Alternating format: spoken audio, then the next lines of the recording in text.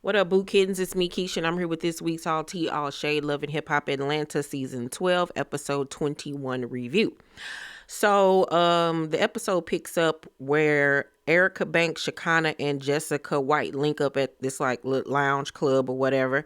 And Erica Banks invited Jasmine and her friend Erica Racine. So now we got three Ericas on one show.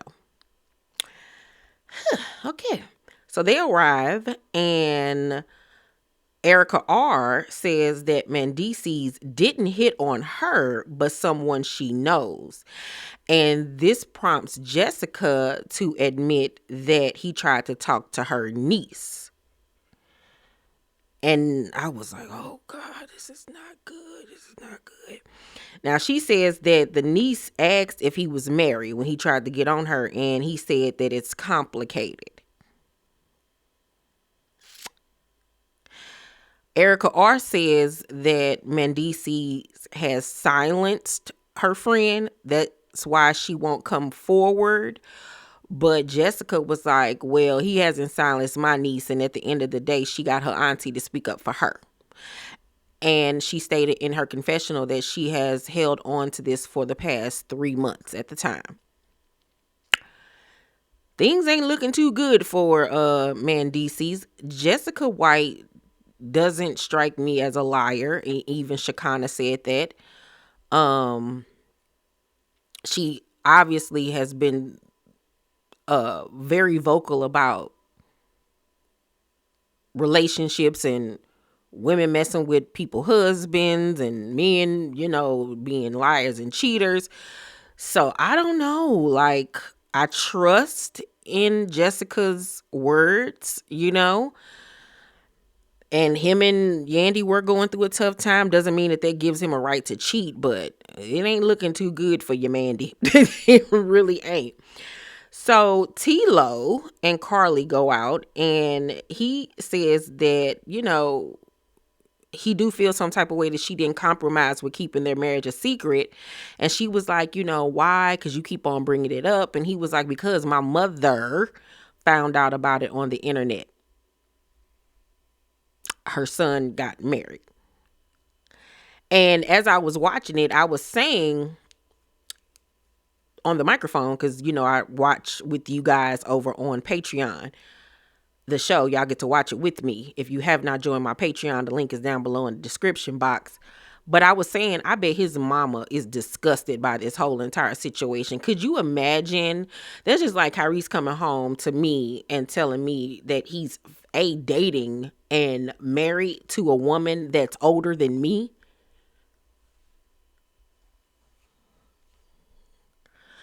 I don't even know how I would react. I think I would be so taken aback and appalled and just like, what?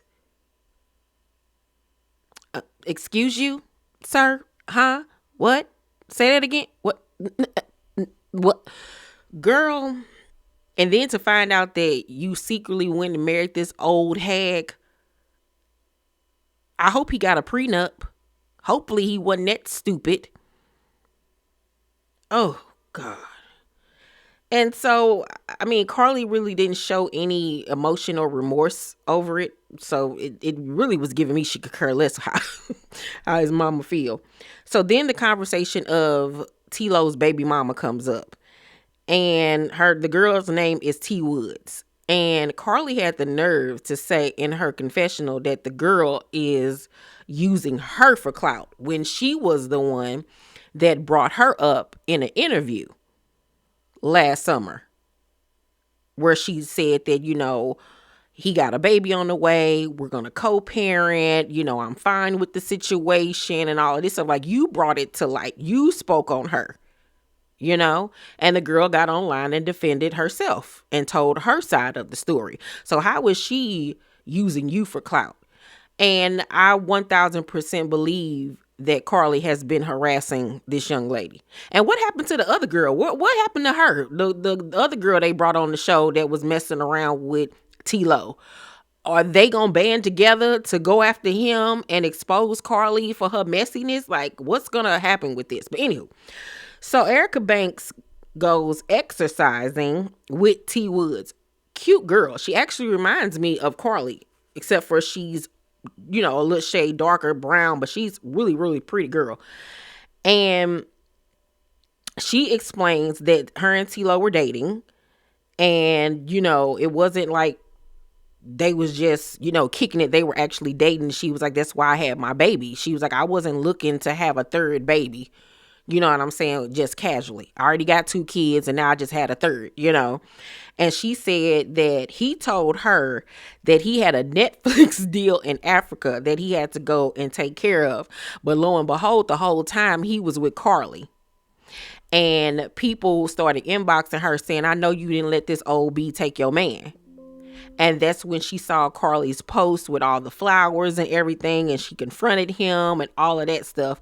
But by that time, she was already 4 months pregnant, and, she couldn't go through with, aborting it. And she seems like she's really, truly hurt by the situation. I mean, who wouldn't be? And like, she's stressed. Like, I wouldn't have had this baby if I didn't think that it was a serious thing between he and I. I felt really bad. I really honestly did. And she then goes on to say that Carly be DMing her and that they had a DM exchange where Carly said that her baby was ugly and why would he want to have a baby by an ugly chick so the baby can be ugly. And I'm like, oh my word. Now, when they showed it on the screen, it didn't look like a DM. It looked like they was going back and forth in the comment section, but they had it blurred out. But regardless, if she did say that, that was a terrible thing to say. But I can so see Carly saying that. I really honestly can. So then we go over to Zane and Ashley's house. I know they neighbors hate them. They have filmed a picnic scene out front in the front yard, which was just the ghettoest thing I've ever seen in my life. They have filmed this man getting kicked out the house. They have filmed them in the backyard having confrontations with his family. Now this fool decides to pop up at the crib with his little carry-on luggage and some roses, a violinist, a chef, and then the lead singer, the little boy from Soul For Real, who got a whole gray beard now. I said, you know what? And Ashley, mind you, got her little sister in town whose name is Asia. Now, they supposed to be 13 years apart. And before she said that, you couldn't have told me that she wasn't older than Ashley or around the same age as Ashley, because they do not look like they no damn 13 years apart. But the sister is the one that answers the door, and she just like, I know you lying. And she was like, gone somewhere. She don't want it. Ashley come to the door grinning and smiling like the idiot she is, and he talking about, I got a chef for you, a violinist, and old boy from Soul For Real, I know they your favorite group. And she just like, oh, Zane, oh my god, you really did all of this for me, you really are trying, you do love me. And I'm like, girl, he got them little raggedy flowers from the grocery store, from Kroger's or somewhere. Then the violinist, he probably had to pay her like $50 an hour. Then the chef, he probably spent the most on the chef, but the chef looked like he already had a tray ready to drop off. And then old boy from Soul For Real, I know all he had to do was give him $100 and probably some Crown Royal to book him. I'm like, child, he probably spent $300 tops on this mess. Like, please stop. But he get into it with her little sister talking about some I ain't never seen you with no man. Do your man buy you flowers? And she was like, okay, you doing too much. Don't be talking to my sister like that. And she basically tells him that he still can't come back home. He still got more proving to do. And I'm like, girl, you ain't going nowhere. You aren't going anywhere. You're a buffoon, and I'm sick of you. So then Carly links up with Erica Banks, and they talk about T Woods and that situation. And Erica Banks asks her, was you messing around with this girl man? And Carly says that he was seeing multiple women when they first started dating. And that basically they're together now and she just needs to move on with the situation. She, when Erica asked her, did she talk about that girl kid? She said, no, that's not true. She says, I did say that she got 3 kids by 3 different baby daddies. And Erica was like, that ain't none of your business, girl. Like, stop. So Erica was like, would you consider sitting down and talking to her? She was like, I want to be cool with her. I want to help her. I want to, help her go to school so she can get out the strip club. And I'm like, okay, now you trying to be funny. You know damn well you ain't trying to help that girl. So Erica calls the girl on FaceTime and asks, would she want to sit down and talk to Carly? And, she's really dry about it. And Carly was like, we ain't got to talk if you don't want to. But they decide to sit down and have a conversation. And I was like, I didn't blame her really for being dry if Carly did say those things about her baby. Like, what you expect me to do? Be like, hey, girl, how you doing? No, bitch. Nah, we're not doing that. Okay. So we're going to see how this little confrontation goes down. And I hope that they bring back the other girl with her receipts. So then at the end of the episode, some of the cast members are at the skating rink. Santana comes. Rennie is back. She had her baby. She got that body back snatch. And I like Rennie on the show. She's like a ball of sunshine. She's like the voice of reason on the show. Spice is there. And I think Shekinah was there as well. But Spice, Rennie, and Santana sit down and talk. And at first they're talking about Zale and that whole situation with the baby, and Santana goes on to say that he needs to be using what he's going through for his music, because you're supposed to talk about what's going on in your life. And he was like, Spice, you need to be producing him to talk about that type of stuff. And Spice was like, yeah, I want to get you in the studio too. And he was like, yeah, whatever. And then as he's talking, Santana says that but instead, I think he said, but instead he be doing clown music. Y'all be doing clown music, basically saying that y'all don't be taking the craft seriously. And he says that's why he declined to be a part of the Love and Hip Hop project, because he felt like it was going to be some clown shit and that they need to be making real music. And so, of course, Spice was offended by this. And Spice was like, I don't produce no clown stuff. And he was like, you do, because you had them in there, doing rap battles and all of this type of stuff. That's not real music. And Spice was like, I'm the producer. I can't tell them what to rap about, but you can lead. And Spice was like, do you know what streaming, what numbers you streaming on Spotify? Because I stream more than you. And Santana was like, bitch, you call me, I didn't call you. And Spice was like, one hit wonder, next time go play with Zell, don't play with me. And they just taking shots at each other. And Spice is pissed off because she says that people are underestimating her, and basically she gonna have to show them better than she can tell them, and that she's a legend, and he wished that he could be on her level and all of this type of stuff.